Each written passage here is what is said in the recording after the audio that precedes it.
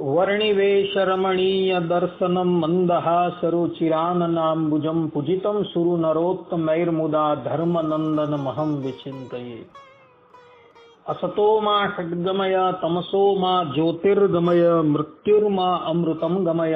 ओम शांति शांति शांति। अस्मद्गुरु समारंभां नाथयामून मध्यमां लक्ष्मीवल्लभ पर्यंतां वंदे गुरु परंपरा। આજની જ્ઞાન સભાની અંદર પધારનારા બધા જ ભગવદ ભક્તોને વેદાંતાચાર્ય, પુરાણ ઇતિહાસાચાર્ય અને ફિલોસોફી શાસ્ત્રી રાકેશભાઈના હિતપૂર્વક જય સ્વામિનારાયણ। ભક્તો, ગયા વખતની જ્ઞાન સભાની અંદર આપણે શ્રીમદ ભાગવતના દસમ સ્કંદની કથા જે છે એ શ્રવણ કરતા હતા। આ શ્રીમદ ભાગવતના દસમ સ્કંદની અંદર આવતા દરેક પાત્રોના આપણે પૂર્વજન્મ જે છે એ શાસ્ત્રોના માધ્યમથી નિહાળ્યા, પરંતુ આ દસમ સ્કંદની અંદર ભગવાન શ્રી કૃષ્ણના અવતાર કાળ દરમિયાન જે એક અતિશય મહત્વનું પાત્ર જે છે જેનું નામ છે દ્રૌપદી, એના પૂર્વજન્મ વિશે આપણે ચર્ચા કરવાની બાકી છે। તો આજે આપણે આ પરમ ભક્તા, પરમ પતિવ્રતા દ્રૌપદીજીના પૂર્વજન્મની તથા એના વર્તમાન જન્મની વાત જે છે એ શ્રવણ કરીએ।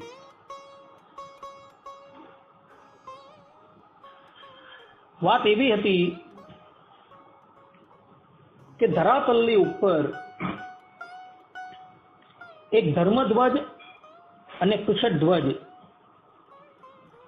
આ બે રાજા રાજ્ય કરતા હતા। આ બંને રાજાઓએ જેઓ પરસ્પર સગા ભાઈઓ હતા, ભગવતી શ્રીની કૃપા પ્રાપ્ત કરવાને અર્થે એમની કઠોર તપસ્યા કરી અને તપસ્યાના અંતે સાક્ષાત જગત જનની માતા લક્ષ્મીજી એમની સન્મુખ પ્રગટ થાય છે અને એમને પૃથ્વીનું એક છત્રી શાસન જે છે એ પ્રદાન કરે છે અને સાથે સાથે એને વરદાન પણ આપે છે કે હું જ મારા એક અંશથી તમારા ઘરે પુત્રી રૂપે પ્રગટ થઈશ। સમય જતા ભગવતી શ્રી જે છે એ કુશધ્વજની પતિવ્રતા નારી માલાવતીના ગર્ભ થકી પ્રગટ થાય છે અને રાજા જે છે એનું નામ વેદવતી રાખે છે। ભક્તો, આ કથા જે છે એ બ્રહ્મ વૈવત પુરાણની અંદર પ્રકૃતિ ખંડ અધ્યાય 14 ની અંદર આવે છે। વેદવતી જ્યારે યુવા અવસ્થાની અંદર પદાર્પણ કરે છે ત્યારે એ પોતાના પિતાને કહે છે કે પિતાજી, મારું મન સંસારના કોઈ પણ મનુષ્યને પતિ બનાવવા ઈચ્છતું નથી, એટલે મારે તપસ્યા કરવી છે અને તપસ્યા દ્વારા હું કેવલ ને કેવલ શ્રીમન નારાયણને જ મારા પતિ બનાવવા ઈચ્છું છું અને એને માટે આપ મને તપસ્યા કરવાની આજ્ઞા આપો। પોતાની પુત્રીની વાત સાંભળી કુશધ્વજ રાજા જે છે એ વેદવતીને તપસ્યા કરવાની આજ્ઞા આપે છે અને વેદવતી તે પછી પુષ્કર ક્ષેત્રની અંદર પધારે છે। ભક્તો, પુષ્કર ક્ષેત્ર જે છે ને એ ભગવાનની વિભૂતિ છે। બ્રહ્મ વૈવત પુરાણની અંદર કૃષ્ણ જન્મખંડના 70મા અધ્યાયની અંદર ભગવાન શ્રી કૃષ્ણ પોતાની વિભૂતિનું નિરૂપણ નંદરાયજીની પાસે કરે છે, તેમાં તીર્થોની અંદર હું પુષ્કર એમ ભગવાન પોતે કહે છે. તો આવા ભગવાનની વિભૂતિ રૂપ પુષ્કર ક્ષેત્રની અંદર આવી વેદવતી જે છે એક મન્વંતર પર્યંત તપસ્યા કરે છે.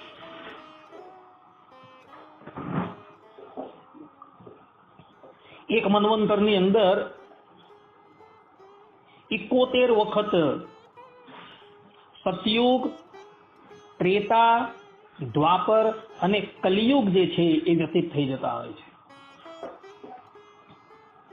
વેદવતી એક મન્વંતર પર્યંત ભગવાન શ્રીમદ નારાયણની તપસ્યા કરે છે. અને તે વખતે આકાશવાણી થાય છે કે હે સુંદરી, આ જન્મમાં તો નહીં, પરંતુ હવે પછીના જન્મની અંદર શ્રીમદ નારાયણ જે છે એ તારા પતિ થશે.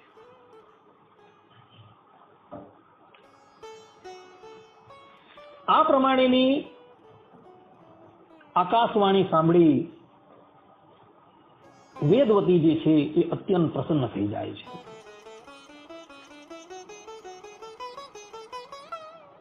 અને પોતાની તપસ્યા જે છે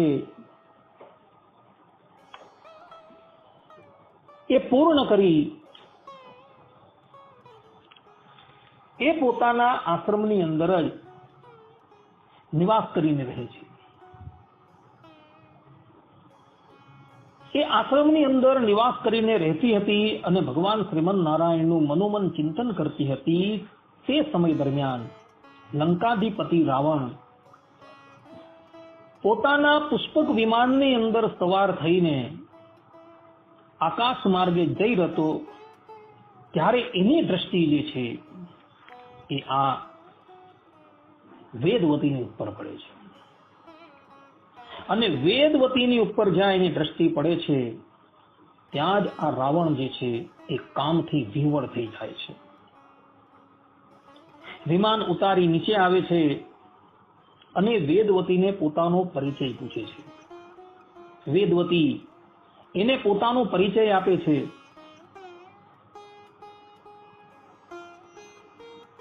અને પછી રાવણ જે છે એ રાવણ વેદવતીની પાસે પ્રણયની ઈચ્છા વ્યક્ત કરે છે.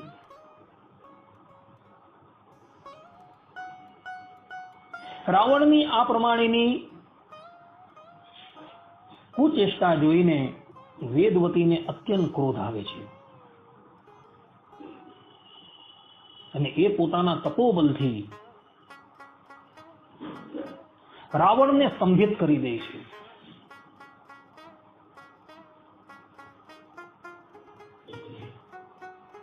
તે પછી આ પ્રમાણે પોતાને સ્તંભિત કરી દીધો એટલે રાવણ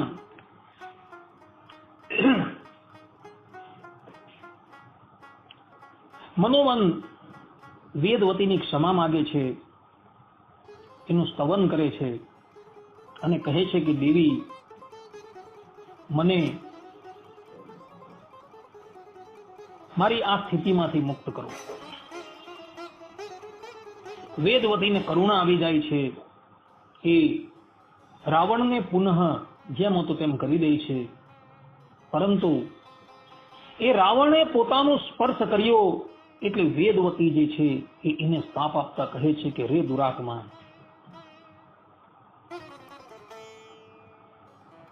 આ જન્મમાં તો નહીં, પરંતુ હવે પછીના જન્મની અંદર હું પોતે જ તારી મૃત્યુનું કારણ બનીશ. તને તારા બંધુ બાંધવો સહિત હું કાળના મુખની અંદર ઢકેલી દેવા. આ પ્રમાણે શાપ આપી વેદવતી જે છે એ અગ્નિની અંદર સમાઈ જાય છે. રાવણ તો આ દ્રશ્ય જોઈને આશ્ચર્યચકિત થઈ જાય છે. કોઈક સ્થાનની અંદર એવી પણ કથા પ્રાપ્ત થાય છે કે આ વેદવતીએ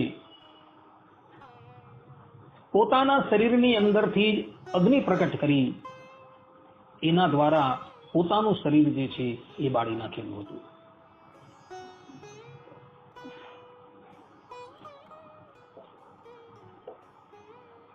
શરીર પ્રજ્વલિત થઈ ગયા બાદ રાવણ જે છે એ પોતાના હાથે જ વેદવતીના જે અવશેષો છે એ ગંગાજીની અંદર પધરાવી દે છે. બીજા જન્મની અંદર આ જ વેદવતી જે છે એ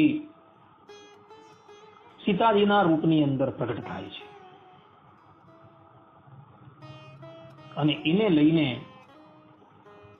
રાવણને મૃત્યુનું મુખ જોવું પડેલું હતું. વાત એવી હતી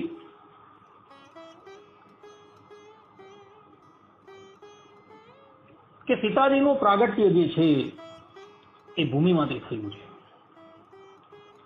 અને તે પછી વયસ્ક થતા એમના લગ્ન જે છે એ ભગવાન શ્રી રામની સાથે થાય છે. મંથરાની કુમંત્રણાને કારણે ભગવાન શ્રી રામ, લક્ષ્મણજી અને જગત જનની માતા સીતા એ વનની અંદર જાય છે. વનની અંદર જાય છે અને તેઓ બધા પંચવટીની અંદર નિવાસ કરીને રહેતા હોય છે. એક સમયની વાત છે, ભગવાન શ્રી રામ અને માતા સીતા એકાંતમાં બિરાજમાન હતા. તેવા સમયની અંદર એક બ્રાહ્મણ ભગવાન શ્રી રામની પાસે આવે છે. એ બ્રાહ્મણ બીજા કોઈ ન હતા પરંતુ સાક્ષાત અગ્નિદેવ હતા. અગ્નિદેવ જે છે એ ભગવાન શ્રી રામને કહે છે કે પ્રભુ, આપ અમારી પ્રાર્થના જે છે એ સ્વીકાર કરો. હવે સીતાજીના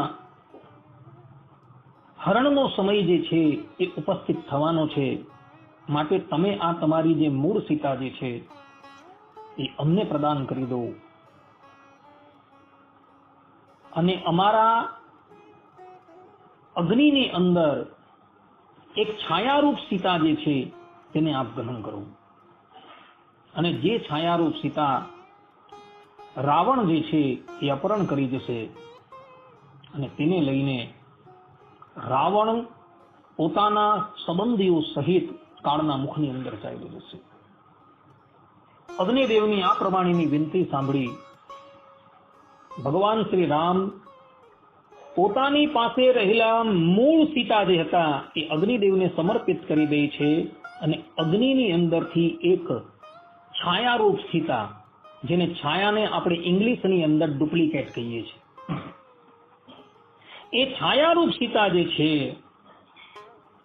એ ભગવાન શ્રી રામની પાસે આવીને બિરાજમાન થાય છે અને પછી રાવણ જે છે એ મામા મારીચની સહાયતાથી સીતાજીનું અપહરણ કરી લે છે. ભક્તો, આ મારીચનો પૂર્વજન્મ પણ બ્રહ્મવૈવર્ત પુરાણના પ્રકૃતિ ખંડના અધ્યાય 14 ની અંદર આપવામાં આવેલો છે. આ મારીચ જે છે એ પૂર્વજન્મની અંદર વૈકુંઠ ધામનો દ્વારપાલ હતો અને એટલો બધો બળવાન હતો કે અસાધારણ કાર્ય કરવા માટે પણ એ શક્તિમાન હતો અને એનું નામ તે વખતે હતું જીત. સંતાદિકોએ જ્યારે જય વિજયને શાપ આપ્યો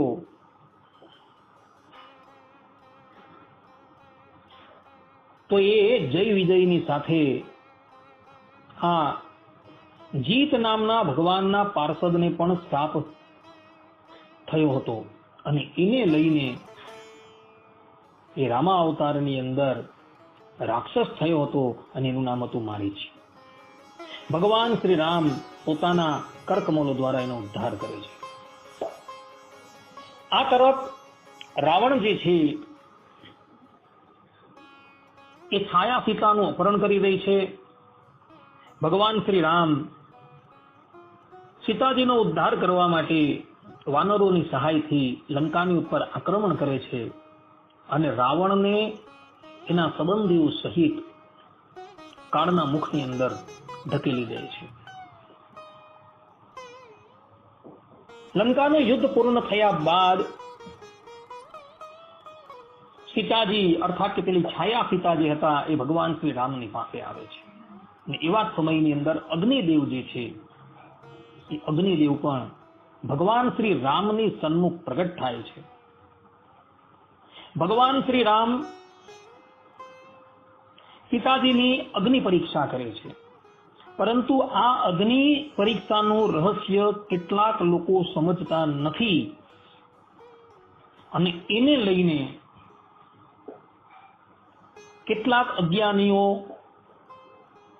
એવી વાતનો પ્રચાર પ્રસાર કરે છે કે ભગવાન શ્રી રામે પણ અંતે જાનકીજીની અગ્નિ પરીક્ષા લીધી, પરંતુ જાનકીજીની ભગવાન શ્રી રામે અગ્નિ પરીક્ષા નથી લીધી. અગ્નિદેવને જે મૂળ સીતા સોંપી હતી એ સીતા અગ્નિમાંથી પાછી લેવાની હતી અને ભગવાન શ્રી રામે એ મૂળ સીતાને અગ્નિમાંથી પાછી ગ્રહણ કરી.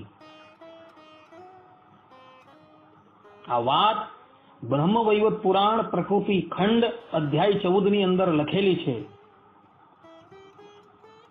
મૂળ સીતા ભગવાન શ્રી રામની પાસે આવી ગઈ. હવે છાયા સીતા જે છે એ ભગવાન શ્રી રામના ચરણમાં પડે છે અને કહે છે, પ્રભુ હવે મારે શું કરવું? ભગવાન શ્રી રામ કહે છે કે દેવી, તમે તપસ્યા કરવાને અર્થે પુષ્કર ક્ષેત્રની અંદર જાઓ અને તપસ્યાના ફલ રૂપે તમને તમારો દેહ પાત થયા બાદ સ્વર્ગની લક્ષ્મી બનવાનો સુઅવસર પ્રાપ્ત થશે. અને તે પછી એ છાયા સીતા જે છે એ પુષ્કર ક્ષેત્રની અંદર તપસ્યા કરવા માટે જાય છે અને તપસ્યા કરતા કરતા પોતાનો દેહ જે છે પાત કરી દે છે અને પછી એ સ્વર્ગની અંદર પ્રવેશ કરે છે અને ત્યાં એને સ્વર્ગની લક્ષ્મી બનવાનું સૌભાગ્ય પ્રાપ્ત થાય છે. અને તે પછી રાજા દ્રુપદ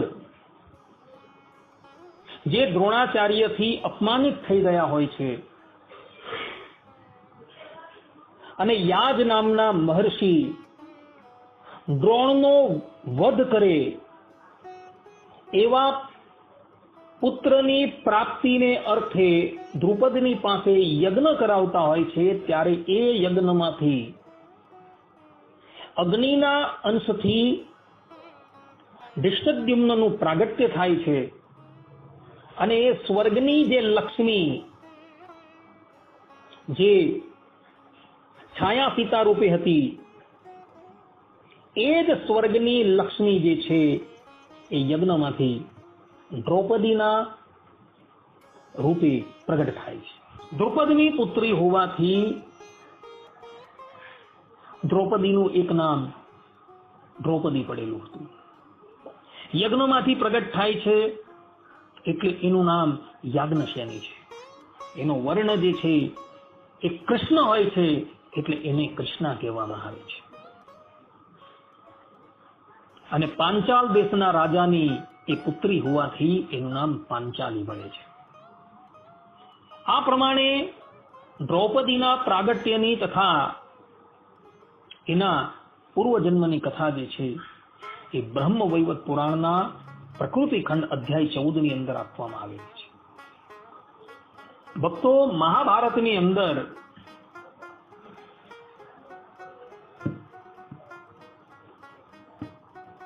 આદિ પર્વની અંદર પણ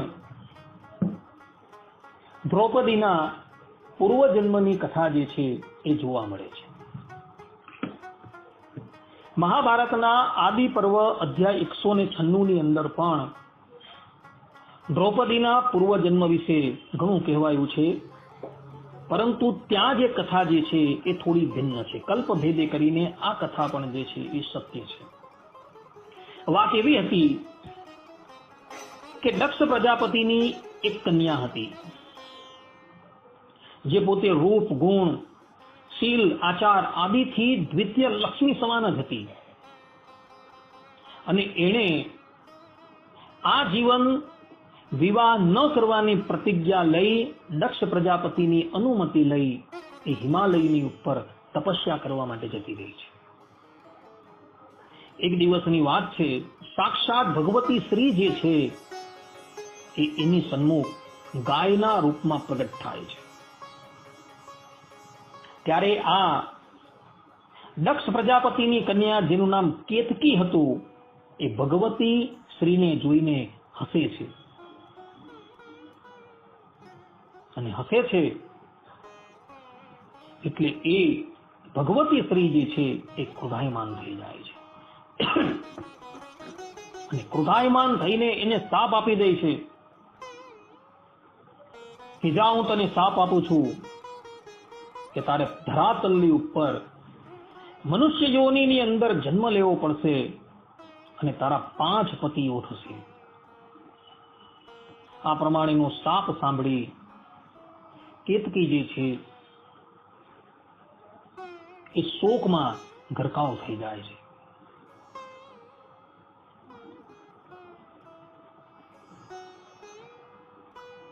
શોકમાં ગરકાવ થયેલી કેતકીને તે પછી ભગવતી શ્રી આશ્વાસન આપતા કહે છે કે બેટા, તું 5 જણની પત્ની હોવા છતાં પણ તારો ધર્મ જે છે એ અસ્ખલિત રહેશે, અર્થાત કે તારી ગણના જે છે એ મહાન પતિવ્રતાની અંદર જ થશે. જગતની અંદર તું સતી શિરોમણીના નામથી પૂજિત થશે. તારો યશ જે છે એ અક્ષય રહેશે અને તારું નામ પ્રાત સ્મરણીય રહેશે. આ પ્રમાણે આશીર્વાદ આપી ભગવતી શ્રી જે છે અંતર્ધાન થઈ જાય છે. પરંતુ કેતકી મનોમન વિચાર કરવા લાગી કે આખરે તો મારે મનુષ્ય યોનિમાં જવું જ પડશે. જે હિમાલયની ઉપર એ તપસ્યા કરતી હતી, ત્યાં સમીપની અંદર જ મંદાકિની જે છે એ વહી રહ્યા હતા. ગંગાજીનું એક નામ મંદાકિની છે. મંદાકિની તરીકે એ સ્વર્ગની અંદર છે, અલકનંદા તરીકે એ ધરાતલની ઉપર છે, અને ભોગવતી તરીકે એ પાતાળની અંદર છે. હિમાલયનું શિખર છે ને ભક્તો, સ્વર્ગ લગીન વિસ્તાર પામેલું છે. આ વાત જે છે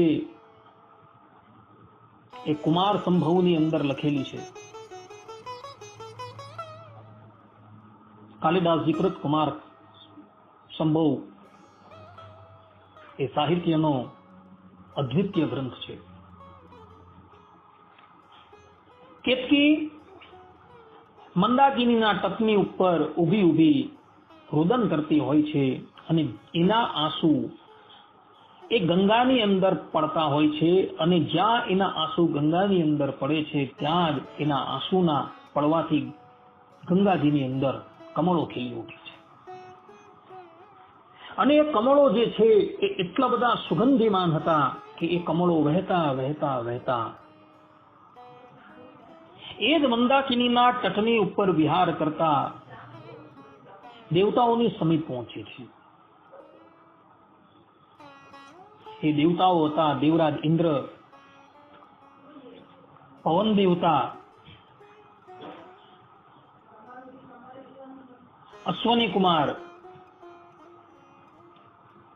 અને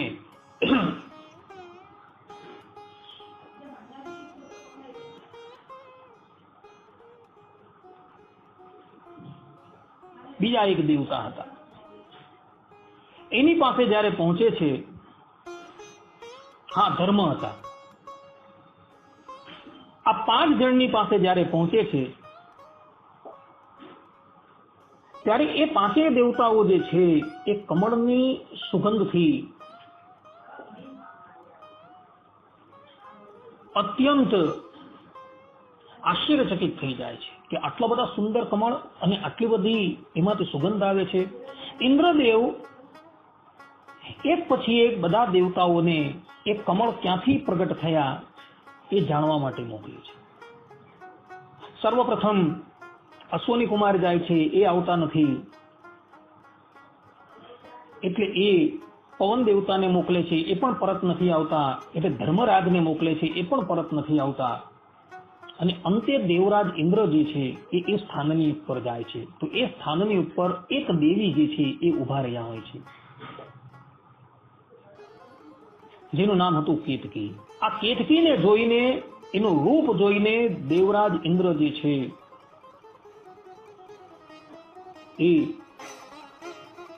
એની પાસે પ્રસ્તાવ રાખે છે કે દેવી, હું તમારું વરણ કરું છું, આપ મારી ભાર્યા થઈ જાઓ.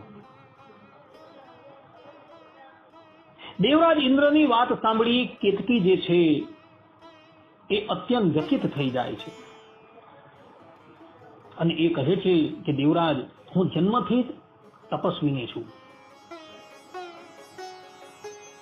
ભગવાન શંકરની કૃપા મારી ઉપર અત્યંત રહેલી છે.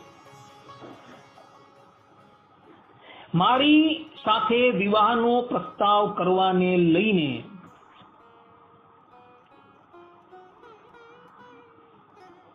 તમારી પહેલા આવેલા 4 પુરુષો જે છે એ કઠોર દંડ ભોગવી રહ્યા છે, માટે તમારે પણ દંડના ભાજી થવું પડશે. આ પ્રમાણે કેતકીની વાત સાંભળે છે, છતાં પણ એને નિર્ભયતાપૂર્વક, અર્થાત કે દેવરાજ ઇન્દ્રએ નિર્ભયતાપૂર્વક કેતકીને કહ્યું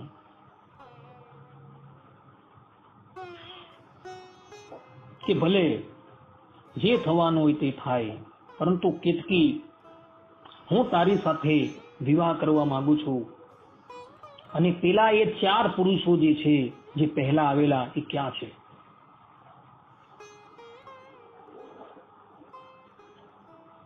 કેતકી કહે છે કે આવો મારી સાથે. એટલું કહી કેતકી દેવરાજ ઇન્દ્રને લઈને હિમાલય પર આવે છે. હિમાલયની ગુફાની અંદર એક મહાત્મા જે છે એ તપસ્યા કરતા હોય છે.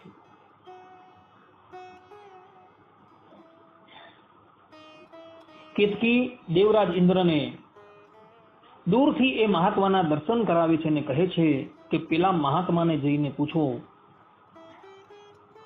કે પેલા 4 પુરુષો ક્યાં છે. દેવરાજ ઇન્દ્ર કોઈ પણ જાતનો ભય રાખ્યા વગર એ મહાત્માની પાસે પહોંચે છે,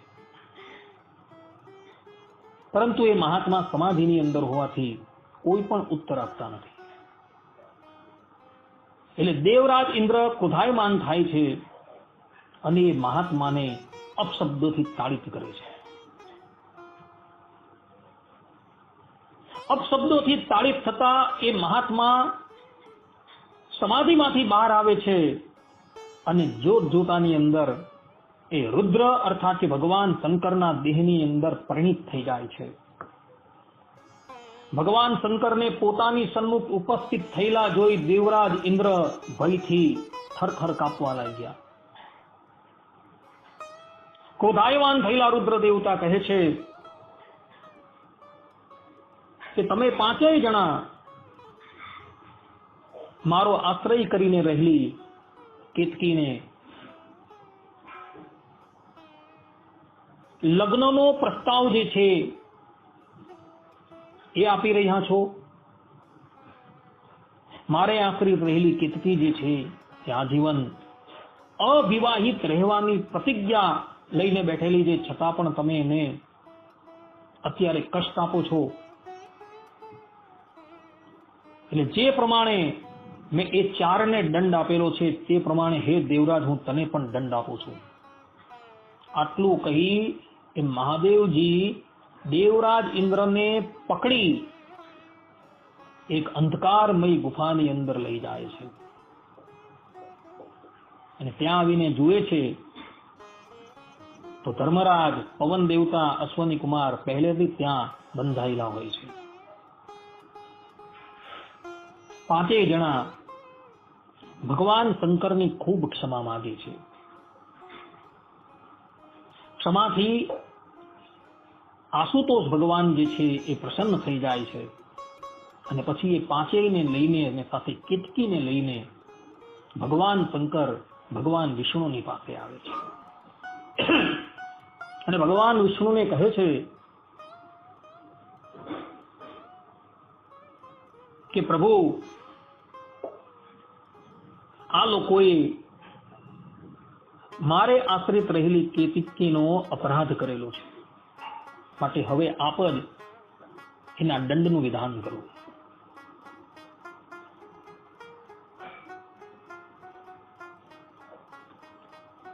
ભગવાન વિષ્ણુ કહે છે કે હે મહાદેવ, આ કેતકીને પ્રથમથી જ ભગવતી શ્રીનો શાપ થઈ ચૂકેલો છે.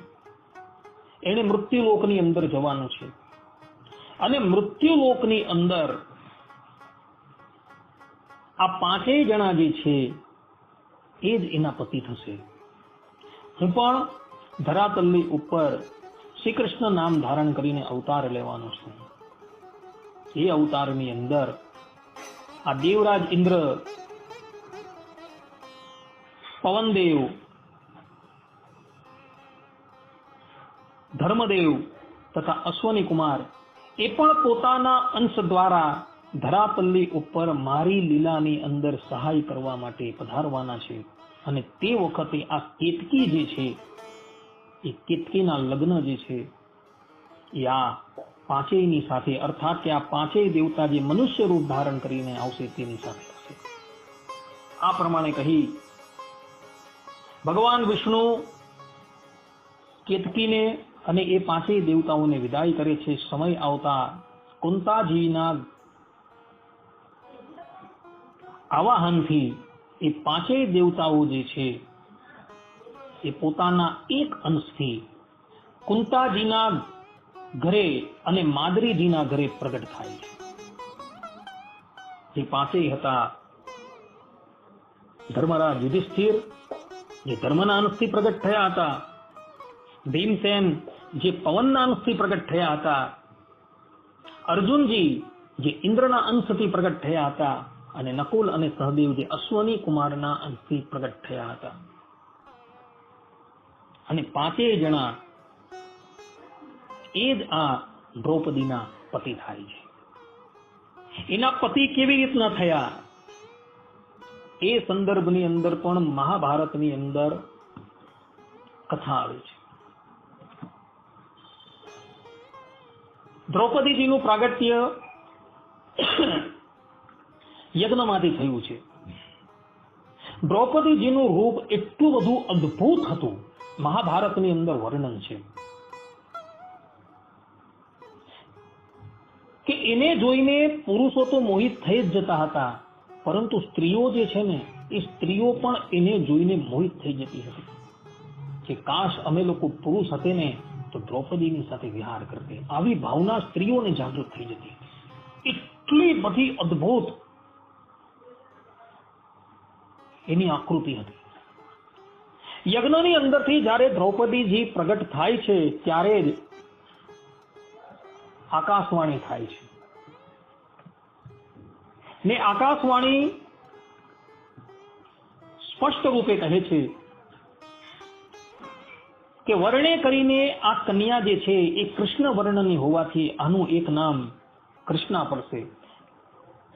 અને આ જ યુવતીનું નિમિત્ત થઈને સમસ્ત ક્ષત્રિય વંશ જે છે એ યુદ્ધની અગ્નિની અંદર હોમાઈ જશે. આ વાત છે ને ભક્તો, મહાભારતના આદિ પર્વની અંદર અધ્યાય 166 લખેલી છે. 166 અધ્યાયના 48 શ્લોકની અંદર આ વાત લખેલી છે.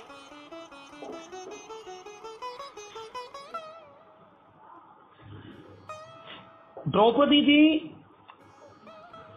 16 વર્ષની કન્યાના રૂપમાં જ યજ્ઞમાંથી પ્રગટ થયા છે. એ બાળકી તરીકે પ્રગટ નથી થયા. 16 વર્ષની કન્યાના રૂપમાં જ એમનું પ્રાગટ્ય થયું છે. પોતાની કન્યાની અંદર અદ્ભુત રૂપ, અદ્ભુત શીલ ઇત્યાદિ ગુણો જોઈને પંચાલ રાજ દ્રુપદ એનો સ્વયંવર કરે છે. અને એ સ્વયંવરની અંદર ભારત વર્ષના તમામ રાજાઓને, રાજકુમારને એ નિમંત્રણ આપે છે. દ્રુપદની ઈચ્છા એવી હતી કે મારી પુત્રીનું પાણી જે છે એ અર્જુનજી ગ્રહણ કરે, પરંતુ દ્રુપદને એવા સમાચાર પ્રાપ્ત થયા હતા કે લાક્ષાગ્રહની અંદર પાંડવો જે છે એ બળી ગયા હતા. દ્રુપદ રાજાએ દ્રૌપદીના સ્વયંવરની અંદર એવી પ્રતિજ્ઞા કરી હતી કે ત્રાજવાના પલળાની અંદર 2 પગ રાખી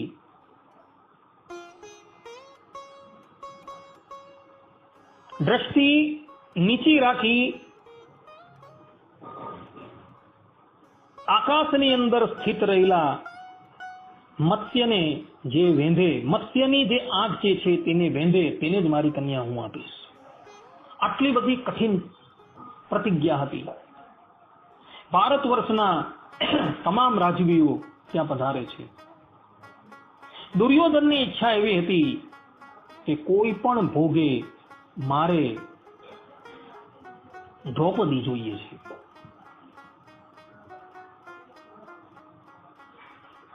સ્વયંવરની અંદર આવેલા મોટે ભાગના બધા જ રાજકુમારો લક્ષ્ય ભેદ કરવા માટે સક્ષમ થતા નથી. એટલે દુર્યોધનની આજ્ઞાથી અંગરાજ કર્ણ જે છે એ લક્ષ્ય ભેદ કરવા માટે તૈયાર થાય છે. એ સ્વયંવરની અંદર ભગવાન શ્રી કૃષ્ણ પણ પધારેલા હતા. ભગવાન શ્રી કૃષ્ણે વિચાર્યું કે કર્ણ જે છે એ લક્ષ્ય ભેદ કરી દેશે તો મારો અર્જુન રહી જશે. ભગવાન શ્રી કૃષ્ણ ઇશારા કરીને દ્રૌપદીજીને મનાઈ કરે છે. કર્ણ લક્ષ્ય ભેદ કરવા માટે તૈયાર થઈ ચૂકેલો છે અને એ લક્ષ્ય ભેદ કરી પણ દેતે, પરંતુ ત્યાં જ દ્રૌપદીજી ભરી સભાની અંદર પોકાર કરે છે કે મારી વરમાળા જે છે એ કોઈ સૂત પુત્રને માટે નથી. અંગરાજ કર્ણ એ દુર્યોધન વતી લક્ષ્ય ભેદ કરવા માટે ઉભા થયા હતા. અંગરાજ કર્ણને દ્રૌપદીની ઈચ્છા ન હતી. આ પ્રમાણે દ્રૌપદીજી જ્યારે ના પાડે છે અને બધા જ રાજકુમારો અને રાજાઓ લક્ષ્ય ભેદ કરવાની અંદર અસમર્થ થાય છે, ત્યારે બ્રાહ્મણોની પંક્તિની અંદર બેઠેલા પાંડવોમાંથી એક અર્જુનજી ઉભા થાય છે અને એવો આ લક્ષ્યને નીચે પાડી દે છે, અર્થાત કે એનું ભેદન કરી દે છે. અને દ્રૌપદીજી વરમાળા જે છે એ અર્જુનજીના કંઠની અંદર પહેરાવી દે છે.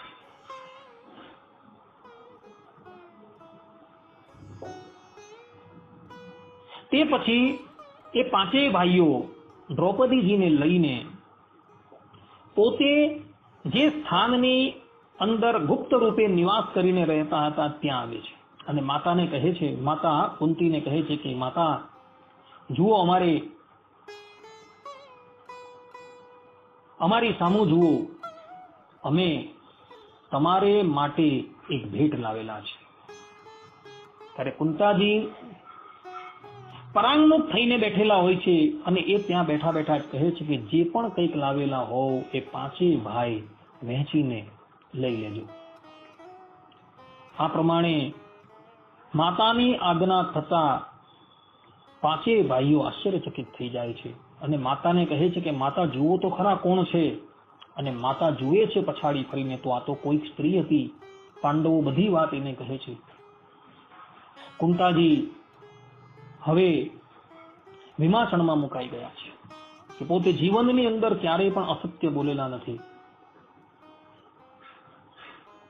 તો હવે મારું આ વચન અસત્ય કેવી રીતના થાય? એવા જ સમયની અંદર ભગવાન શ્રી કૃષ્ણ અને વ્યાસજી ત્યાં પધારે છે અને દ્રૌપદીજીને એના પૂર્વજન્મ વિશે બધી વાત કહે છે.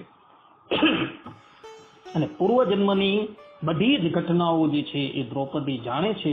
અને પછી એ પાંચેય પાંડવોનું પાણી જે છે એ ગ્રહણ કરે છે. દ્રુપદજી પણ ત્યાં આવે છે. ભગવાન વેદવ્યાસજી એમને સમાધિ કરાવે છે અને સમાધિની અંદર દ્રૌપદીનો પૂર્વજન્મનો જે આખો ઇતિહાસ જે છે એને નજરે બતાવે છે. એટલે દ્રુપદજી જે છે અને એનો ભાઈ ધૃષ્ટદ્યુમ્ન જે છે એ પણ દ્રૌપદીના લગ્ન પાંડવોની સાથે થાય એ માટે રાજી થઈ જાય છે. પાંચેય પાંડવો જે છે એક પછી એક દ્રૌપદીનું પાણી ગ્રહણ કરે છે.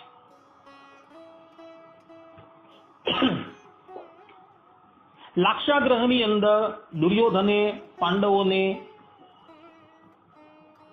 જીવતા બાળી નાખવાનું ષડયંત્ર રચેલું હતું.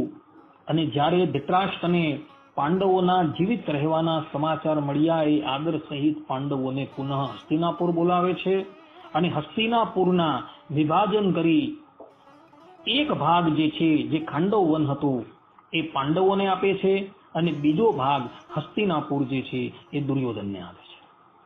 પાંડવો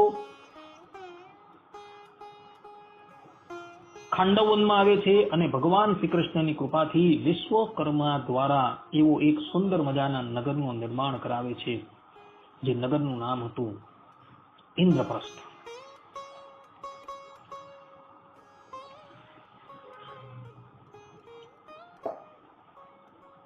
ભક્તો, ઇન્દ્રપ્રસ્થની અંદર પાંડવ લોકો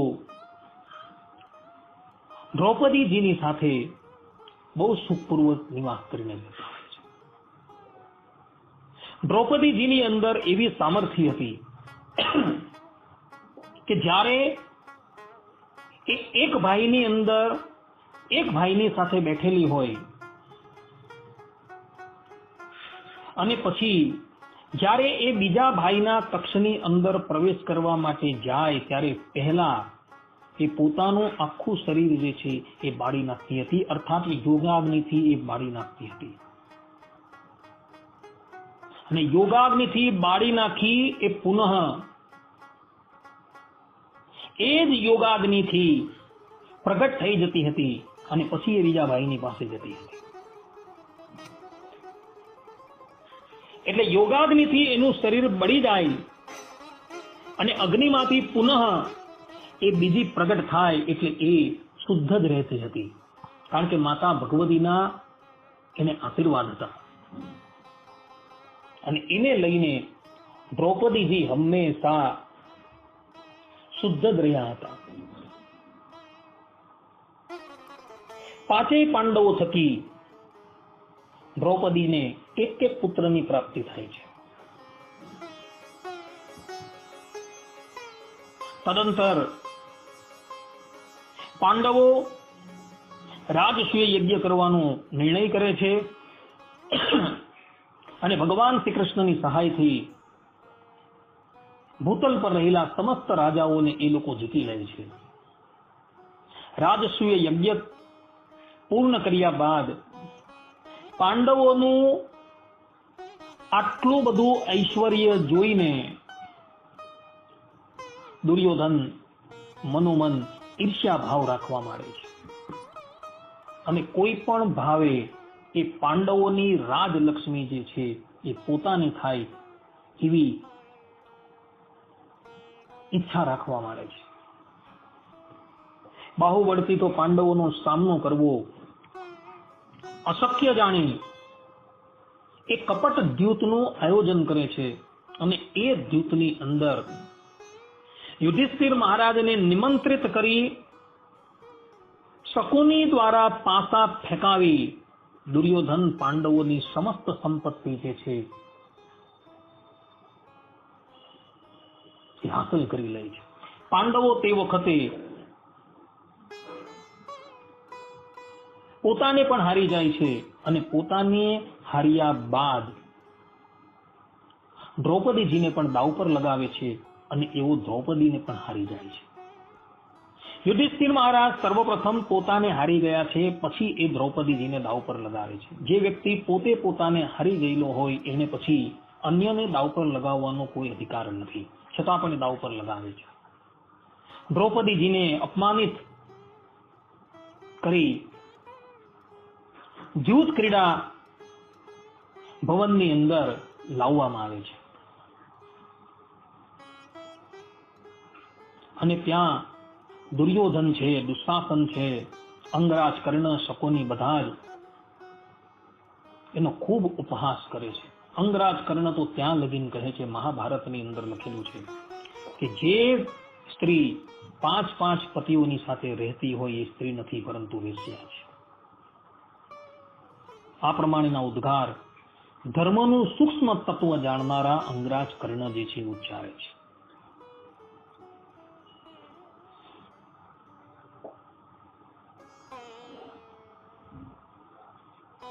તે પછી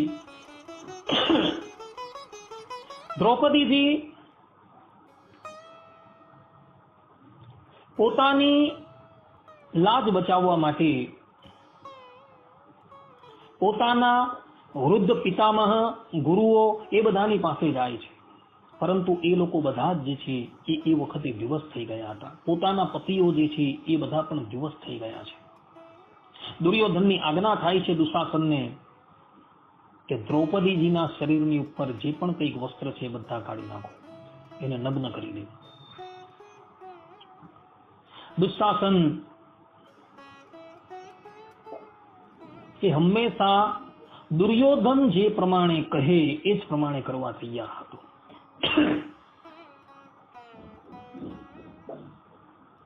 દ્રૌપદીજી અસહાય થઈ ગયા છે. એ અસહાય અવસ્થાની અંદર કુલગુરુ કૃપાચાર્યજીની સન્મુખ જોઈ છે. કૃપાચાર્યજી તે વખતે કંઈ પણ બોલવા માટે સમર્થ હોતા નથી, પરંતુ એ ઈશારો કરી દે છે એક આંગળી ઊંચી કરીને, એટલે દ્રૌપદીજી સમજી જાય છે. આ વાત છે ને ભક્તો, રામાનુજ સંપ્રદાયની અંદર રામાનુજાચાર્યજીના શિષ્ય પરાશર ભટ્ટાચાર્યજીએ પોતાના ગ્રંથ ગુણ રત્ન સુરીની અંદર લખેલી છે. કૃપાચાર્યજી ઈશારત કરે છે અને દ્રૌપદીજીનો સાડીનો અંતિમ છેડો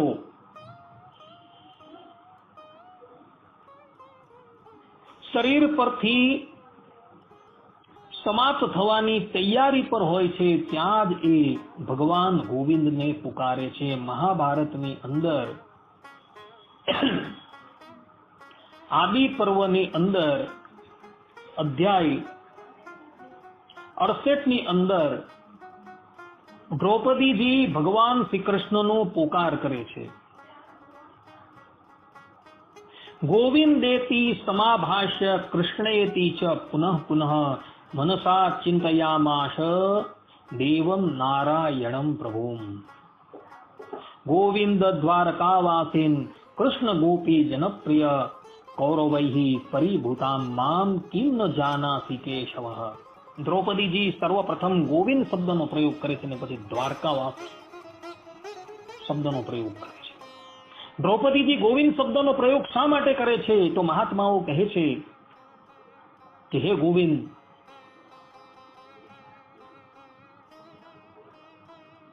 આપ ગોવિંદ એટલે માટે કહેવાઓ છો કારણ કે આપ ઇન્દ્રિયોના નિયંતા છો. ગો એટલે ઇન્દ્રિય અને વિંદ એટલે સ્વામી, એના નિયંતા. તો આજે મારી ઇન્દ્રિયો જે છે, જેને આજ સુધી સૂર્યનો પણ સ્પર્શ થયો નથી, એ ઇન્દ્રિયો હવે લોકોની સન્મુખ પ્રગટ થવા માટે જઈ રહી છે, તો કૃપા કરીને આપ મારી સહાયતા કરો. ભગવાન શ્રી કૃષ્ણ તે વખતે રૂકમણી દેવીની સાથે ચોસર રમતા હતા. ભગવાન ત્યાંથી સીધા દ્યુત ક્રીડા ભવનની અંદર આવીને ઉપસ્થિત થઈ જાય છે અને દ્રૌપદીજીના ચીરની અંદર ભગવાન પ્રવેશ થઈ જાય છે અને એ ચીર જે છે પછી અનંત થઈ જાય છે. કારણ કે અનંતનો પ્રવેશ થઈ જવાથી એ ચીર પણ પછી અનંત થઈ જાય છે.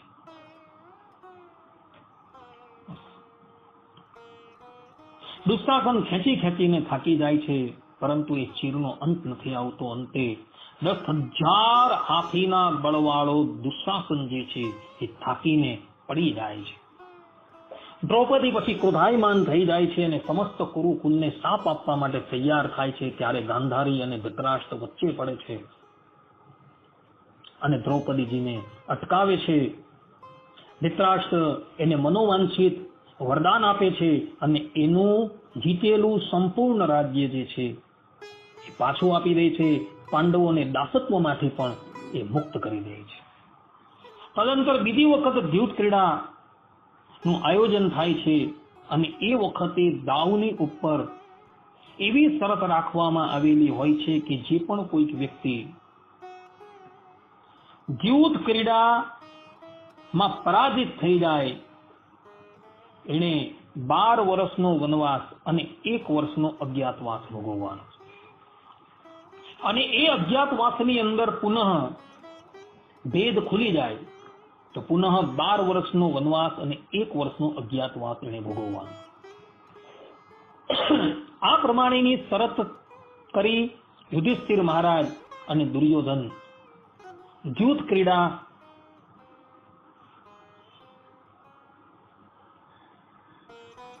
માટે તૈયાર થાય છે અને શકુની પહેલા જ દાવની અંદર યુધિષ્ઠિર મહારાજનું સર્વસ્વ જે છે એ હરી લે છે અને એને લઈને પાંડવો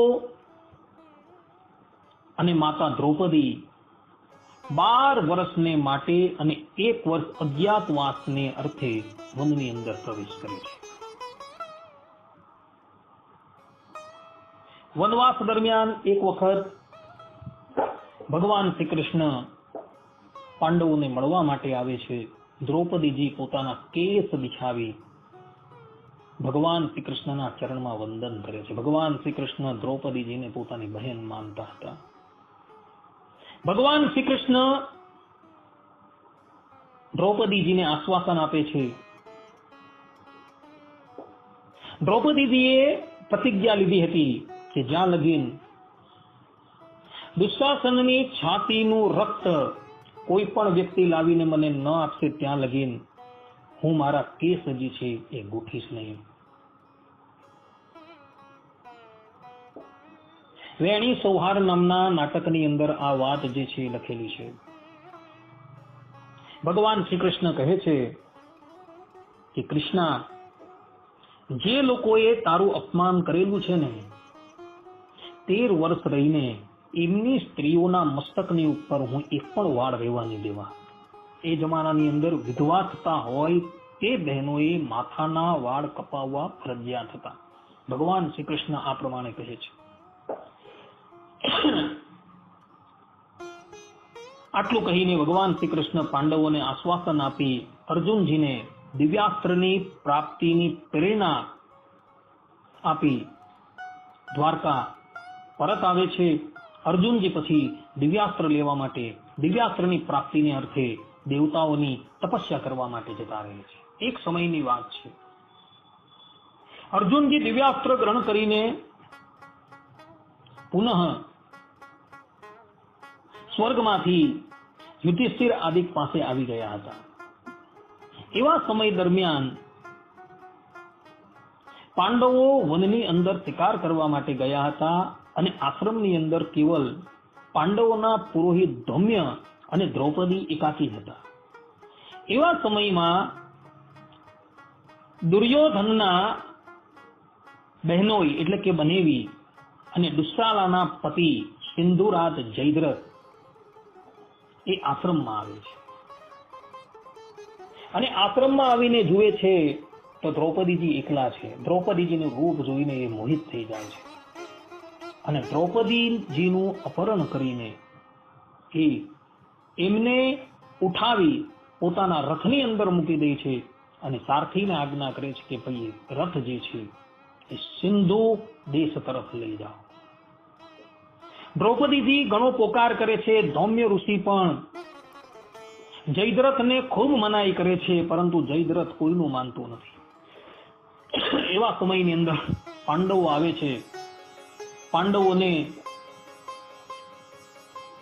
એ વાતની ખબર પડે છે કે જયદ્રથ અને એના સાથીદારો જે છે એ પાંચાલીનું અપહરણ કરીને લઈ ગયા છે. યુધિષ્ઠિરની આજ્ઞાથી ભીમસેન અને અર્જુનજી જયદ્રથની પછાડી પડે છે અને જયદ્રથને પકડી એને સારી રીતે તાડિત કરી યુધિષ્ઠિર મહારાજની પાસે ઉપસ્થિત કરવામાં આવે છે. યુધિષ્ઠિર મહારાજ પાંચાલીને કહે છે કે પાંચાલી, તારે જે સજા આપવી હોય તે આપ. પાંચાલી કહે છે કે તમારા લોકોની બહેન દુશ્શલા જે છે એ આને મારવાથી વિધવા થઈ જશે, માટે આપણે આનો વધ નથી કરવો, પરંતુ એને અપમાનિત કરી દઈએ. એના મસ્તકના જે વાળ જે છે એ વાળના સ્થાનની ઉપર 5 ચોટલી અને એની અડધી દાઢી અડધી મૂછ મૂંડીને એને અપમાનિત કરીને અહીંથી બહાર કાઢી મૂકો. ભીમસેન તૈયાર જ હતા. કટારથી એવો જયદ્રથને વિરૂપ કરી દે છે અને પછી અપમાનિત કરીને કાઢી મૂકે છે. તે પછી 12 વર્ષ પૂર્ણ થયા બાદ 13મું વર્ષ અજ્ઞાતવાસની અંદર પાંડવોએ વ્યતીત કરવાનું હોય છે.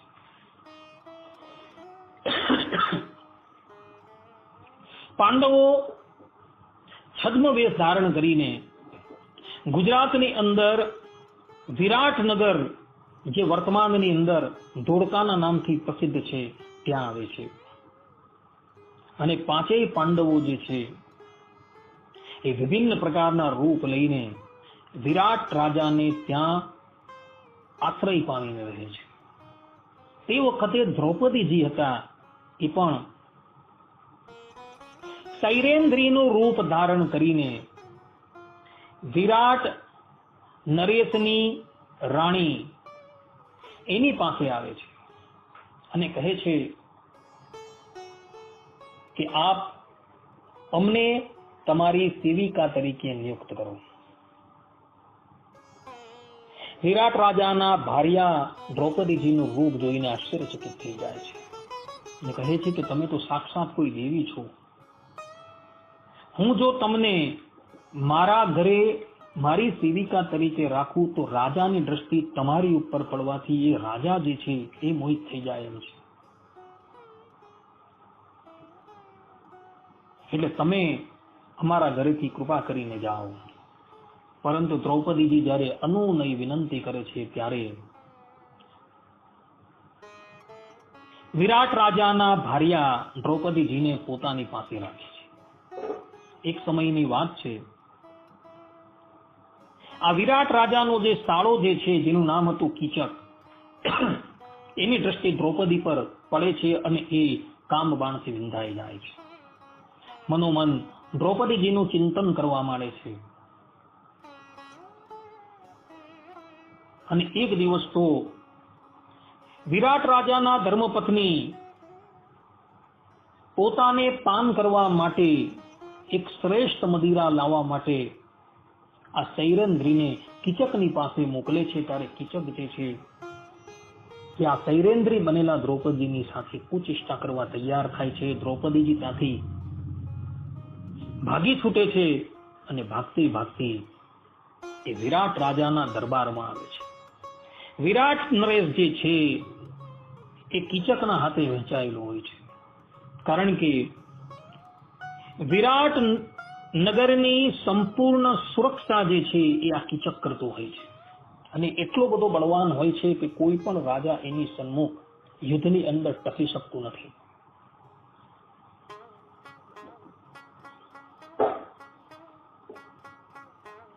પાંચાલી દોડતા દોડતા દ્રુપદની વિરાટની પાસે આવે છે અને મદદ માંગે છે, પરંતુ વિરાટ રાજા વિવશ થઈ જાય છે. કીચક ભરા દરબારની અંદર દ્રૌપદીજીનું અપમાન કરે છે અને એના માથાની અંદર લાત મારે છે. સભાની અંદર મહારાજા યુધિષ્ઠિર પણ વિરાજમાન હોય છે. જે વખતે તેઓ કંકના રૂપની અંદર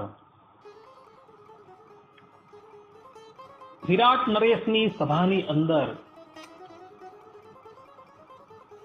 વિરાટ નરેશને દ્યુત ક્રીડાના દાવ શીખવવા માટે નિયુક્ત થયા હોય છે. પરંતુ દ્રૌપદીજીનું અપમાન તે પણ સહન કરતા રહે છે, કારણ કે એવું અજ્ઞાતવાસની અંદર હોય છે. દ્રૌપદીજી જતા જતા વિરાટ નરેશને કહે છે કે આ કીચક જે છે એ કાલનો સૂર્યાસ્ત જોઈ નહીં શકશે, કારણ કે મારા 5 ગંધર્વ પતિ જે છે એ હંમેશા મારી રક્ષા કરતા રહે છે. દ્રૌપદીજી ત્યાંથી જાય છે અને ભીમસેનને કહે છે કે કીચકે મારું ખૂબ અપમાન કરેલું છે. ભીમસેન ક્રોધાયમાન થઈ જાય છે. રાત્રિને વિશે સૈરેન્દ્રી બનેલા દ્રૌપદી કીચકને પોતાની મોહજાળની અંદર ફસાવીને રંગશાળાની અંદર આમંત્રિત કરી છે અને ત્યાં જ ભીમસેન એને યમરાજના દર્શન કરાવી દે છે.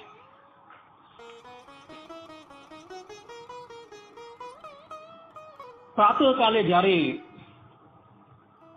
વિરાટ નરેશ અને કીચકના ભાઈઓને ખબર પડે છે કે અમારા જ્યેષ્ઠ ભ્રાતા જે છે એ તો કાળના મુખમાં ચાલ્યા ગયા છે અને એને માટે નિમિત્ત જે છે એ આ સૈરેન્દ્રી છે, એ લોકો દ્રૌપદીજીને પકડી લે છે અને જ્યાં કીચકની અંતિમ વિધિ કરવા માટે એવો તૈયાર થાય છે ત્યાં જ ચિતાની ઉપર દ્રૌપદીજીને બાંધીને કીચકની સાથે દ્રૌપદીજીને પણ જીવિત સળગાવવા માટે તૈયાર થઈ જાય છે.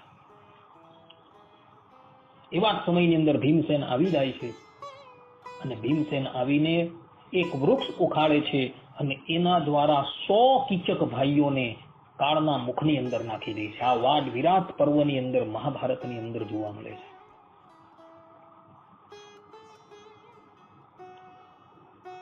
તદંતર અજ્ઞાતવાસ પૂર્ણ થયા બાદ પાંડવ લોકો પોતાનો દાય ભાગ કૌરવોની પાસે માગે છે, પરંતુ કૌરવ લોકો કહે છે કે વિરાટની લડાઈની અંદર અમે પાંડવોનો અજ્ઞાતવાસ ભંગ કરેલો છે, માટે તમે લોકો પુનઃ 12 વર્ષ માટે વનવાસ અને 1 વર્ષ માટે અજ્ઞાતવાસમાં જાઓ. ભારત વર્ષના તમામ ગણિત શાસ્ત્રીઓ એવું કહે છે કે જ્યારે વિરાટની અંદર કૌરવોનો સામનો પાંડવોની સાથે થયો ત્યારે અજ્ઞાતવાસ પૂર્ણ થઈ ગયો હતો અને 3 દિવસ વધુ વ્યતીત થઈ ગયા હતા, પરંતુ દુર્યોધન કોઈની વાત માનવા તૈયાર નથી. અંતે ભગવાન શ્રી કૃષ્ણ દુર્યોધનને સમજાવવા માટે હસ્તિનાપુર જવા તૈયાર થાય છે. ત્યારે દ્રૌપદીજી ભગવાન શ્રી કૃષ્ણની પાસે આવે છે. રડતા રડતા ભગવાન શ્રી કૃષ્ણને કહે છે કે કેશવ, તમે જાઓ તો ભલે જાઓ, મને ખબર છે કે તમે સમાધાન કરવા માટે જાઓ છો અને સમાધાન તમે કરી પણ દેશો, પણ તમે એવું ન સમજતા કે પાંડવો કૌરવોની સાથે સમાધાન કરી લે તો યુદ્ધ ન થશે. યુદ્ધ તો થવાનું જ છે. પાંડવો કૌરવોની સાથે યુદ્ધ ન કરશે તો મારા વૃદ્ધ પિતા, મારા ભાઈ ધૃષ્ટદ્યુમ્ન, મારા 5 પુત્ર અને મારો પુત્ર અભિમન્યુ એ મારા વતી યુદ્ધ કરવામાં શરણ મેદાન ના આવશે. ભગવાન શ્રી કૃષ્ણ એને ધીરજ આપે છે. ભગવાન શ્રી કૃષ્ણની મંત્રણા જે છે એ દુર્યોધન અસ્વીકાર કરી દે છે. મહાભારતનું યુદ્ધ જે છે એની શરૂઆત થાય છે.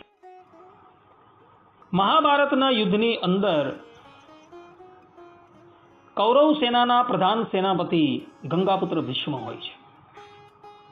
9 દિવસ પર્યંત ગંગાપુત્ર ભીષ્મ કોઈ પણ વ્યક્તિને મચક આપવા તૈયાર નથી.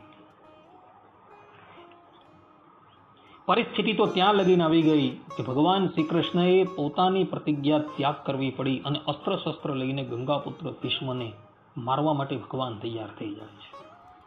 દુર્યોધન નિત્ય ગંગાપુત્ર ભીષ્મને એવા કડવા વહેણ કહેતો હોય છે કે તમે પાંડવોનો પક્ષ રાખો છો અને એને લઈને તમે એનો વધ નથી કરતા.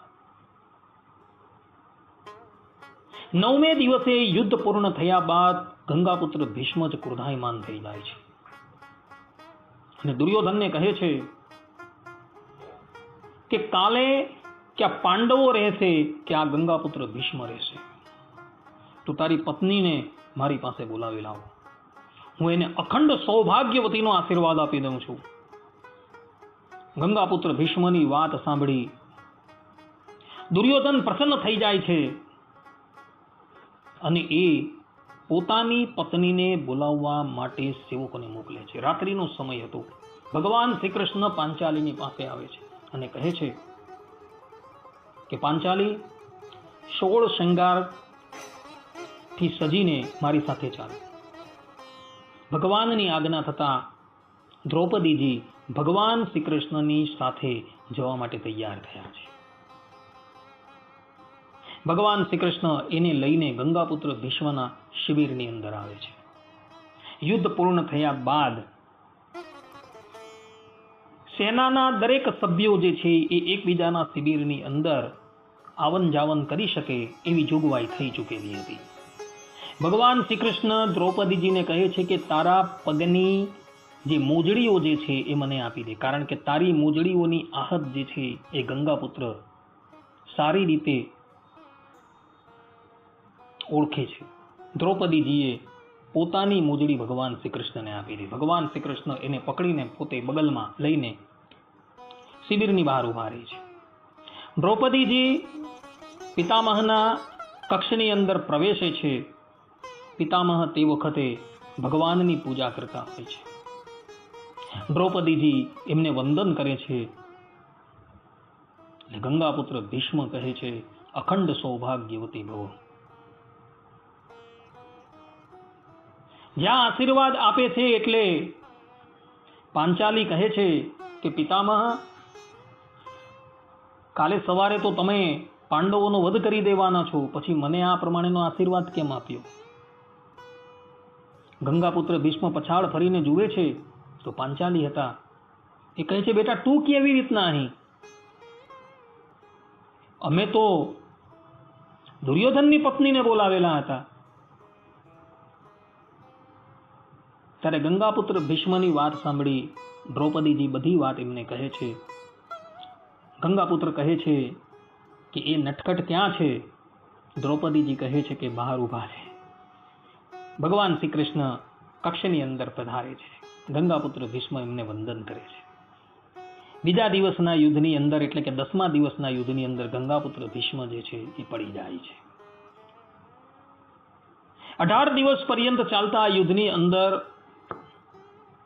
પાંડવોનો વિજય થઈ જાય છે. દુર્યોધન મરણ શૈયા પર હોય છે, પરંતુ મૃત્યુ પામતા પહેલા એ અશ્વત્થામાને પ્રધાન સેનાપતિ તરીકે નિયુક્ત કરીને પરલોકવાસી થાય. પરંતુ અશ્વત્થામા જે છે એ એને કહે છે કે દુર્યોધન થોડા સમય માટે તું મારી રાહ જુઓ, તારા મૃત્યુને તું ટકાવી રાખ. હું હમણાં જ પાંડવોનો ઘાત કરીને એના 5 માથા કાપીને તારી સન્મુખ ઉપસ્થિત થાઉં છું. એ વખતે કૌરવોની સેનાની અંદર 3 જણા જીવિત હતા. કૃતવર્મા, કૃપાચાર્ય અને અશ્વત્થામા. 3 જણા પાંડવોની છાવણીની ઉપર હુમલો કરે છે, તે વખતે પાંડવ લોકો ભગવાન શ્રી કૃષ્ણના કહેવાથી ભગવાન શ્રી કૃષ્ણની સાથે ગંગા તટની ઉપર વિહાર કરવા માટે ગયા હોય છે. સાથે દ્રૌપદીજી પણ હોય છે. અને એમની અનુપસ્થિતિની અંદર અશ્વત્થામા રાત્રિના અંધકારની અંદર પાંડવોની બચેલી સેનાનો સંહાર કરી દે છે અને અજાણતાની અંદર પાંડવોને બદલે પાંડવોના પુત્રોને પાંડવ સમજી એના 5 માથા કાપીને દુર્યોધનની પાસે લઈ જાય છે. દુર્યોધન જુએ છે તો એને ખબર પડે છે કે આ પાંડવો નથી, પરંતુ આ તો મારા ભત્રીજા છે. એ અશ્વત્થામાને ખૂબ ઠપકો આપે છે અને પછી એ સ્વર્ગલોકની અંદર જતો રહે છે. પ્રાતઃકાલે દ્રૌપદીજી અને પાંડવો શિબિરની અંદર આવે છે અને દ્રૌપદીજી જુએ છે તો પોતાના 5 પુત્રો જે છે કાળના મુખની અંદર જતા રહ્યા હોય છે. એના 5 મસ્તક પણ દેખાતા નથી.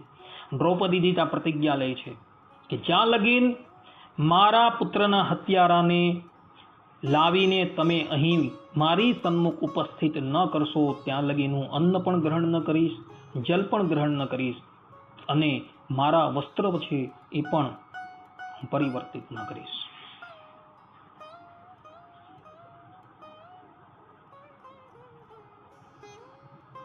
દ્રૌપદીજીની પ્રતિજ્ઞા સાંભળી પાંડવો જે છે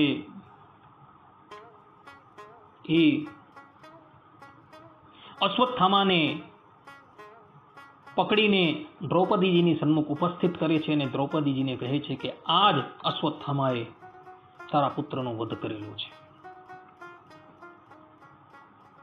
દ્રૌપદીજી પાંડવોને કહે છે કે આ તો ગુરુપુત્ર છે અને સાક્ષાત દ્રોણાચાર્ય જ તમારી સન્મુખ ઉપસ્થિત છે, માટે એને તમે છોડી દેવું, એનો વધ ન કરશો. એની માતા કૃપી જે છે એ પોતાના પતિના મૃતદેહની ઉપર રડી ચૂકેલી છે. એ હવે પોતાના પુત્રનો વિયોગ જે છે એ સહન ન કરી શકશે, માટે તમે એને છોડી દેવું. જે દ્રોણાચાર્યજીની કૃપાથી તમને સંપૂર્ણ ધનુર્વેદ જે છે એ પ્રાપ્ત થયો છે, એ દ્રોણાચાર્ય તમારી સન્મુખ અત્યારે ઉપસ્થિત છે. પાંચાલીના કહેવાથી અશ્વત્થામાને મુક્ત કરે છે, પરંતુ મુક્ત કરતા પહેલા અશ્વત્થામાએ જે અપરાધ કરેલો હતો એ અપરાધની સજા પાંડવો એને આપે છે. બ્રાહ્મણ કોઈક મોટા અપરાધની અંદર આવી જાય તો એને મૃત્યુદંડ ન આપવો, પરંતુ એને દેશ નિકાલ આપવો અથવા તો એને અપમાનિત કરીને રાજ્યની બહાર કાઢી મૂકવો, એવું મનુસ્મૃતિમાં લખેલું છે. પાંડવ લોકો અશ્વત્થામાને અપમાનિત કરે છે અને એના મસ્તકની ઉપર જે મણિ જે છે એ મણિને કાઢીને લઈ લે છે અને અશ્વત્થામાને શિબિરની બહાર કાઢી મૂકે છે. મહાભારતના યુદ્ધની અંદર દ્રૌપદીજીએ જે પ્રતિજ્ઞા લીધેલી હતી કે જ્યાં લગીન દુશાસનની છાતીનું રક્ત મને કોઈ લાવીને ન આપે ત્યાં લગીન હું મારા વાળ જે છે ક્યારેય પણ ભૂઠીશ નહીં. ભીમસેન 17મા દિવસના યુદ્ધની અંદર દુશાસનની છાતી ફાડી નાખે છે, એનું રક્તપાન કરે છે અને એ લોહી લઈને શિબિરમાં આવે છે અને પાંચાલીના વાળને એ લોહી જે છે એ લગાવે છે અને પછી પાંચાલી જે છે એ પોતાનો ચોટલો જે છે એ મૂકે છે. મહાભારતના યુદ્ધની અંદર દ્રૌપદીજીના ખાનદાનના કોઈ પણ વ્યક્તિ જીવિત નથી રહેતા. બધા જ લોકો વીરગતિને પ્રાપ્ત થઈ જાય છે. મહાભારતનું યુદ્ધ પૂર્ણ થયા બાદ યુધિષ્ઠિર મહારાજ હસ્તિનાપુરની ગાદીની ઉપર વિરાજમાન થાય છે. દ્રૌપદી મહારાણીનું પદ જે છે એને અલંકૃત કરે છે. મહાભારતના યુદ્ધ પછી પાંડવ લોકો 34 વર્ષ પર્યંત આ ધરાતલની ઉપર રહે છે. પરંતુ જ્યારે એ લોકોને ખબર પડે છે કે ભગવાન શ્રી કૃષ્ણ પોતાની લીલાને સમાપ્ત કરી, પોતાનું અવતાર કાર્ય પૂર્ણ કરી સ્વધામ પધારેલા છે, એટલે પાંડવો પોતાની રાજલક્ષ્મીને તૃણવત જાણી હસ્તિનાપુરના સિંહાસનની ઉપર પોતાના પૌત્ર અભિમન્યુ સૂત પરીક્ષિતનો અભિષેક કરી છે અને પછી ત્યાંથી એ લોકો જતા રહે છે.